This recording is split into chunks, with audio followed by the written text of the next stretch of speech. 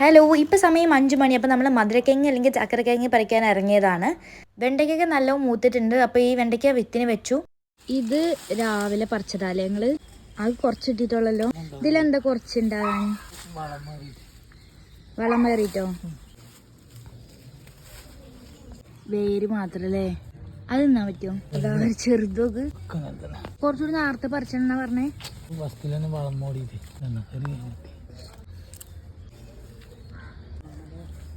കാർമേഘ നോക്ക്, മഴ ശരിക്കും പെയ്തില്ലല്ലേ? ഒന്നും കൂടി പെയ്യണ്ടേനി. ഇവിടെ ഞാൻ എന്താ കുഴിച്ചിടണേ? പയറോ? പറയേ, ഒന്നും കിട്ടിയില്ലേ? ഈ ഭാഗത്തൊന്നും അയിലാറുണ്ടേനില്ലേ?